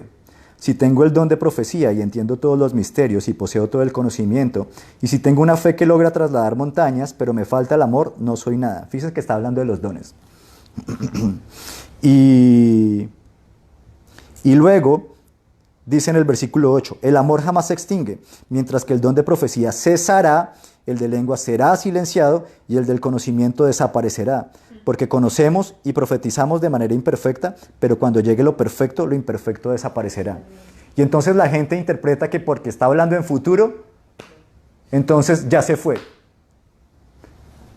Es una interpretación súper regular, porque de lo que está aquí hablando es precisamente de la segunda venida de Cristo, que cuando estemos cara a cara con Cristo ya no va a haber necesidad de esas cosas. Pero es una desfachatez pensar que el cumplimiento del nuevo pacto, cuando Dios iba a revelar a mi propio corazón, que es lo que dice el nuevo pacto, entonces ahora ya no existe más. No tiene sentido. De hecho, cuando Jeremías recibe la revelación del nuevo pacto, lo estábamos viendo con mi esposa en estos días, cuando Jeremías recibe la revelación del nuevo pacto, lo que dice él en el capítulo 30 y 31 de Jeremías, ustedes lo pueden leer, es: y me desperté y tuve un sueño y me di cuenta de que mi sueño había sido agradable. Jeremías recibe la revelación del nuevo pacto en un sueño. Joel, que es el que habla de estas cosas, lo menciona en el capítulo 2. Vamos a ver, Joel 2.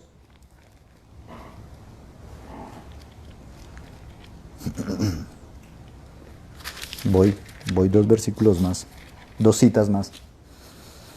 Vamos a Joel 2. Joel 2, 28. Después de esto, derramaré mi espíritu sobre todo el género humano. Los hijos y las hijas de ustedes profetizarán. Tendrán sueños los ancianos y visiones los jóvenes.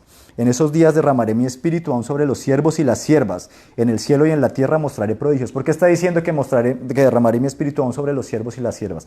Porque antes era sobre unos pocos elegidos, los que estaban en el templo, que eran como la clase alta de la sociedad. La belleza del nuevo pacto es que a todos ahora nos cae. Miremoslo ahí en Jeremías 31 precisamente. Vienen días, afirma el Señor. Miren el versículo primero, Jeremías 31, 26 que les decía ahorita. En ese momento me desperté y abrí los ojos. Había tenido un sueño agradable. ¿Y qué es lo que dice? En el versículo 31, vienen días, afirma el Señor, en que haré un nuevo pacto con el pueblo de Israel y con la tribu de Judá. No será un pacto como el que hice con sus antepasados el día que los tomé de la mano y los saqué de Egipto, ya que ellos lo quebrantaron a pesar de que yo era su esposo. Este es el pacto que después de aquel tiempo haré con el pueblo de Israel. Pondré mi ley en su mente y la escribiré en su corazón. Yo seré su Dios y ellos serán mi pueblo. Ya no tendrá nadie que enseñar a su prójimo, ni dirá nadie a su hermano, conoce al Señor, porque todos, desde el más pequeño hasta el más grande, me conocerán, afirma el Señor.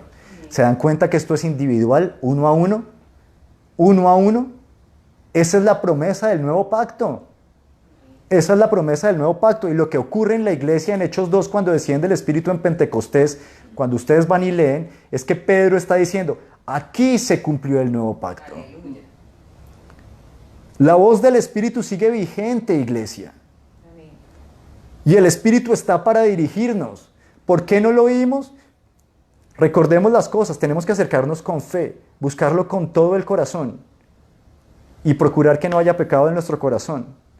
Voy a decirle yo una cosa, señores cristianos, para todo el mundo vale. Para todo el mundo vale.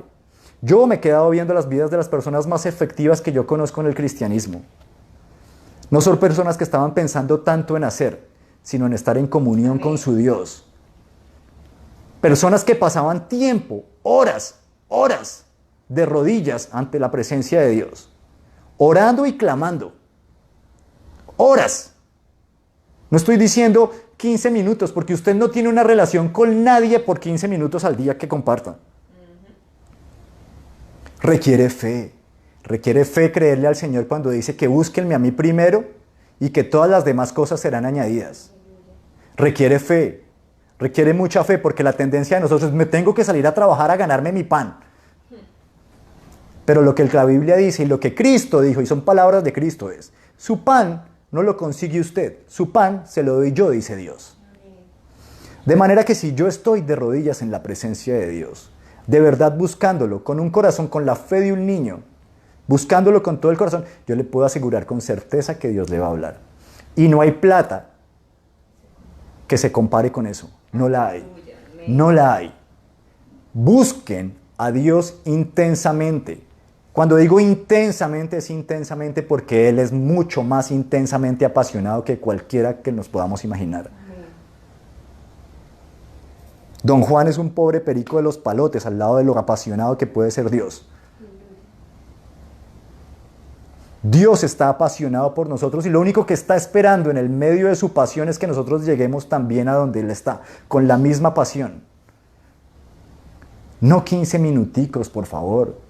Empiécenlo a buscar de verdad. Y cuando lo empiecen a buscar de verdad, iglesia, lo van a encontrar. Lo van a encontrar. Búsquenlo en oración. Búsquenlo. Anhélenlo como no han anhelado nada más en la vida. Decía los salmos: como el ciervo brama por las corrientes de las aguas, así clama por ti, oh Dios, el alma mía. Y uno lo piensa desde nuestra perspectiva de este mundo, en todo el continente americano de arriba abajo en el que estamos llenos de pastos y todo. Pero se nos olvida que eso fue escrito en el desierto, donde no había agua. Y como el ciervo bramaba por las corrientes de las aguas, así dice David, clama por ti, oh Dios, el alma mía. Mi alma tiene sed de Dios, del Dios vivo. ¿Cuándo volveré a estar en la presencia de mi Señor? Dice David en ese salmo. ¡Wow! Eso es lo que tenemos que tener en nosotros. ¿Queremos escuchar la voz de Dios? ¿Queremos oír la voz de Dios? Busquemos intensamente al Señor. Amén. Los ministerios no se hacen porque la gente trabaje mucho. Los ministerios se hacen porque la gente dobla rodilla. Amén. Pablo no hacía. ¿Ustedes cómo creen que Pablo hacía para recibir estas revelaciones? Todo lo que estamos viendo, y me salté otras porque no hay tiempo. Todo lo que estamos viendo de la forma en que se movía Pablo era porque el Señor le decía, el Espíritu le decía, pa' acá sí, pa' acá no, pa' acá sí, pa' acá no. Cuando uno ve una vida como la vida de George Mueller, uno ve que el tipo lo que hacía era orar y orar y orar. Anoche le leía a mi esposa, él decía, pasaba noches completas leyendo la Biblia. Se le pasaba el sueño por la ansiedad de estar buscando al Señor. Y lo oraba y pasaba el tiempo en las mañanas y no paraba de orar, no paraba de orar. Y después cuando el Señor le decía qué tenía que ir a hacer, iba y lo hacía. Y les digo yo, pocas vidas conozco yo más eficaces y eficientes que la vida de ese Señor. Pocas vidas conozco yo más eficaces y más eficientes que la vida de Pablo de Tarso.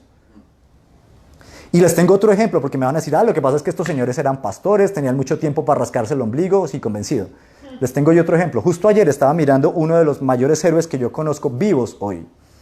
Se llama James Tour, un científico cristiano, considerado como uno de los grandes intelectuales vivos y sobre todo uno de los grandes intelectuales cristianos vivos. Es un químico.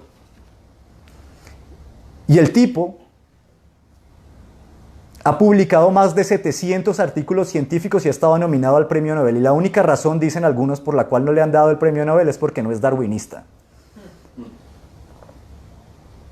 Pero el tipo es un genio de otro nivel. 730 artículos publicados tiene hoy, todavía le falta carrera.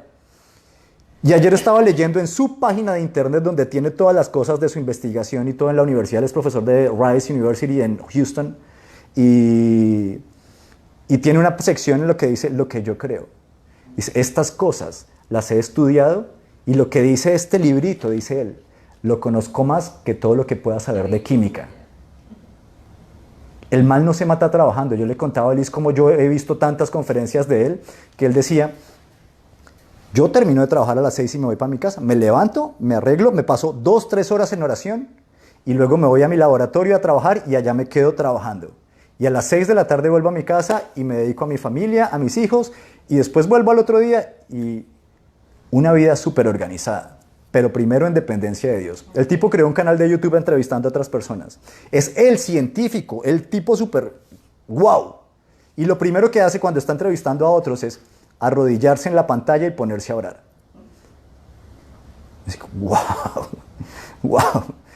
No es que el tipo se la pase trabajando. Y sin embargo yo les puedo decir la cantidad de grants, es decir, de auxilios de investigación que este señor tiene, la cantidad de artículos publicados, el respeto que todo el mundo le tiene dentro de la comunidad científica es una cosa gigantesca, gigantesca. Pero él dice, lo que yo hago, lo hago en oración. Todo en oración. Y lo que yo voy a hacer allá después en el laboratorio depende de mi oración. Es posible, pero se necesita creer. Inténtelo. Y si no le pasa, entonces este no es el verdadero Dios. Amén. Fue David en el Salmo 34 también el que dijo, prueben y vean que Dios es bueno. Y la gente confunde dos cosas de probar. La gente confunde probar con tentar a Dios, porque cuando el Señor está en la tentación en el desierto, viene Satanás y le dice cosas y el Señor le responde, no probarás o no tentarás al Señor tu Dios. Y la gente cree que cuando uno está diciendo probar está hablando de esa tentación. Como de, mire, midámosle el aceite. No, David lo pone en otro sentido. Pruebe en el sentido de saboree. Siéntale el saborcito y cójale el gusto. Aleluya. Y vea que Dios es bueno. Venid y probad que Dios es bueno. Vengan y vean que Dios es bueno. Pruébenlo, pruébenlo. Bótense en oración a Dios. Le digo yo, hágalo una semana. Búsquelo con fe, confiese sus pecados, búsquelo con todo su corazón. De rodillas delante de Dios. Búsquelo, búsquelo en oración. Y dígame si Dios no le responde. Aleluya. porque yo sé en quién he creído también. Yo también sé en quién he creído. Y ese Dios está dispuesto a hablarle a usted hoy, así como le habló a Pablo. A mí lo que me gusta de las vidas de estos señores, de la vida de un James Tour hoy, de la vida de un George Mueller hace 2 siglos, es que fueron hoy.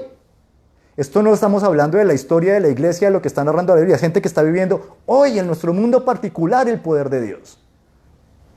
Búsquenlo, búsquenlo. La gente dice que le da miedo también otra cosa, que falsos positivos y falsos negativos, creer que atribuirle a Dios, a la voz de Dios, algo que yo me estoy imaginando que es mío, eso sería un falso positivo. Que una emoción mía, fácil, despójese de sus emociones y esté seguro que no son sus emociones las que están dictando que lo que está escuchando Dios. Pídale señales a Dios, pedirle señales a Dios no es malo, lo ha hecho todo el mundo toda la historia. Así fue que George Mueller comenzó su ministerio con los huérfanos, hasta que no estuvo completamente seguro, tras meses de oración y de doblar rodilla, de que no era suyo, sino que era de Dios, que no era para su orgullo. Y después de pedirle varias señales al Señor, que el Señor le fue respondiendo una por una, ahí, solamente ahí comenzó él a actuar, porque él quería estar seguro de que no iba a ser su orgullo, y quería estar seguro de que le iba a dar la gloria a Dios. Y esto es clave, la gloria tiene que ser para Dios, no para mí. Entonces el falso positivo, que es que yo le vaya a atribuir palabras a Dios que vienen de mí, se soluciona fácil, en oración sincera delante de Dios. Sincera. Yo no le puedo decir a usted si usted está siendo sincero o no, eso solamente lo saben Dios y usted. Dios y usted en oración. Pero por el falso positivo, el temor al falso positivo, no podemos caer en el falso negativo. Es decir, por el temor del miedo a atribuirle a Dios palabras nuestras, no podemos caer en el miedo de dejar de escuchar la voz de Dios cuando Dios nos está hablando. Eso es ridículo, porque eso es falta de fe. Las dos son falta de fe. Busquemos a Dios en oración intensamente, iglesia. Intensamente. Fíjense que cuando Pablo y Bernabé recibieron el llamado, estaban en oración y ayuno. Estaban en oración y ayuno Pablo y Bernabé cuando recibieron el llamado. Busquemos a Dios. Cuando la iglesia de Jerusalén comienza y empieza a haber problemas, los apóstoles dicen, no está bien que dejemos de orar y de leer las escrituras para vayarnos a resolver problemas. Lo nuestro es orar y estudiar las escrituras. Ven, iglesia, vamos a orar y a estudiar las escrituras, y de ahí los problemas los maneja Dios. Amén. Dios. Usen sus aflicciones para orar. Aleluya. Yo se lo digo, yo ahora les voy a confesar una cosa. Cualquiera que me conozca sabe que yo me desvivo por mis sobrinos.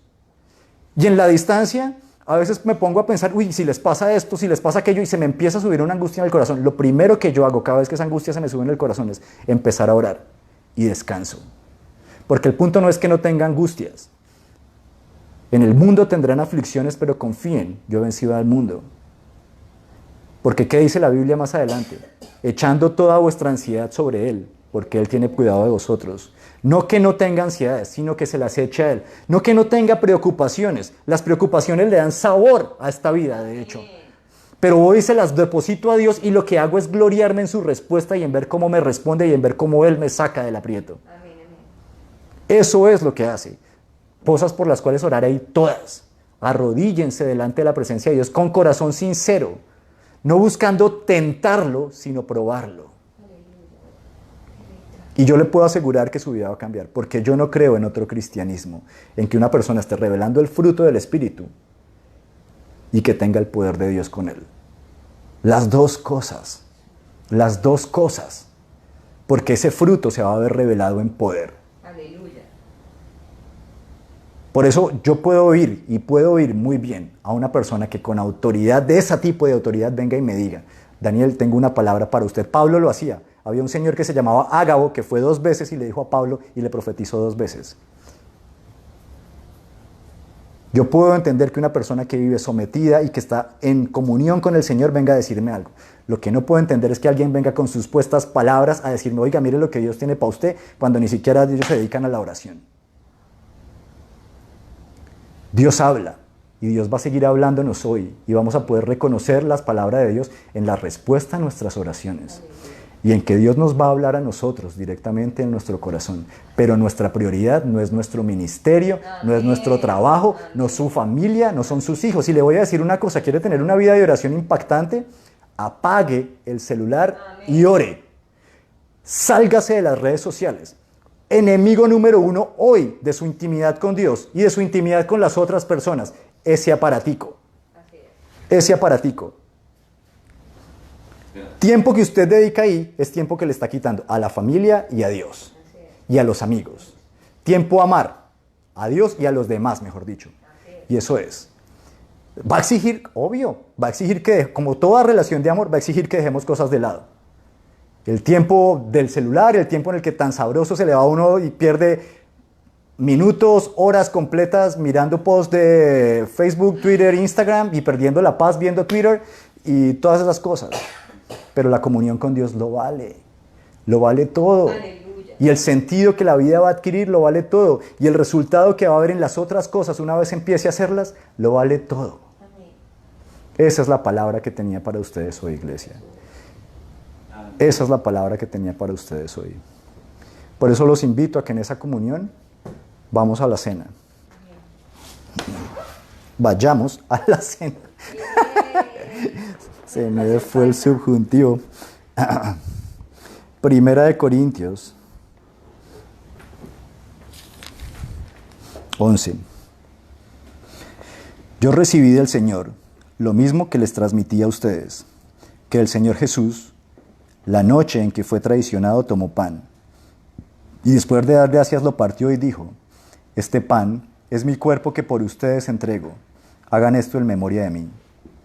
De la misma manera, después de cenar, tomó la copa y dijo: esta copa es el nuevo pacto en mi sangre. Hagan esto cada vez que beban de ella en memoria de mí. Porque cada vez que comen este pan y beban de esta copa, proclaman la muerte del Señor hasta que Él venga. Gracias. Padre, te damos gracias, Señor, en este día. Te damos gracias porque esto no es sino un recorderis de nuestra comunión contigo, Dios. Podernos sentar a tu mesa es nuestro grande privilegio, Dios del cielo. Poder entrar en tu casa, Señor. Poder estar en tu presencia misma y compartir contigo esta cena, Dios. Solo es por tu misericordia, Señor. Y como dice Pablo en este momento, recordamos el sacrificio de nuestro Señor Jesucristo que nos permite estar aquí delante de ti. Creemos, Señor, a pie juntillas que estamos en la presencia del Dios del cielo. Y creemos que tú nos estás escuchando. Y hoy por eso, Señor, yo te clamo para todas las personas que están oyendo, que tú nos des una relación viva y real contigo. Una relación de hablarte y de escucharte. Una relación de comunión, conforme a lo que celebramos en este instante. Gracias, Señor, por tu bondad y por tu misericordia. En el nombre de Jesús y comunión con tu Santo Espíritu. Amén.